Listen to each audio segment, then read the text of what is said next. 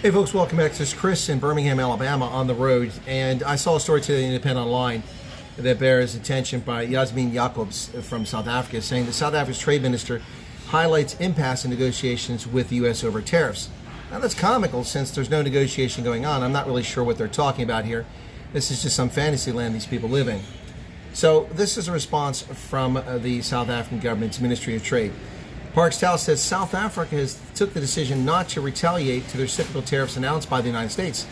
We also want to reiterate that we have no intention of decoupling from the United States either. Well, that's entertaining, folks. Let me explain why that's entertaining. The whole purpose of the reciprocal tariffs is to retaliate against countries that impose quotas, artificial barriers, and tariffs on the United States that are unfair. Let me give you two examples. First off, the European Union charges the U.S. 10% for every automobile that's shipped into European countries. We charge 2.5%.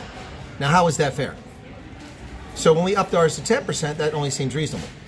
South Africa imposed a 75% tariff on our poultry imports, and they put artificial barriers to prevent our pork products from getting to South Africa, and they put quotas on the number of cars we ship there. There are no quotas on South African cars coming here, and until the reciprocal tariffs went into effect in April, there were no tariffs on South African cars. In fact, South African cars had an artificial advantage because of the Africa Growth and Opportunity Act of coming into the marketplace of 2% plus. So they got a great deal coming here, but that's no longer the case. And they're talking about they've made an offer to the United States. This is comical. Let me just run through a couple of these key points from Parks Tau. He says that they're going to import liquefied natural gas, a total of $12 billion over 10 years. Folks, that's $1.2 billion per year in imports of liquefied natural gas to the United States. Let me just put that in perspective. The United States has a $28 trillion economy, a $28 trillion economy. $12 billion is not even pocket change.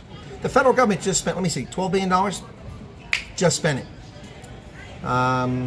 There's another $12 billion, just like that. That's how quickly the money goes.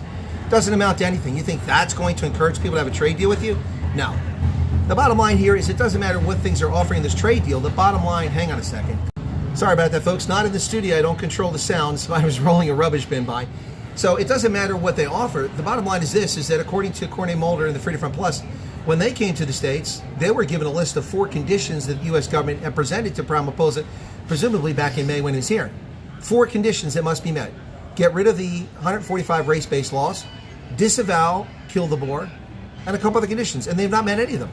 But they're going to gaslight the South African public by claiming and pretending that they're in negotiations with the U.S. There are negotiations. It's utter nonsense. Total horsepucky, folks.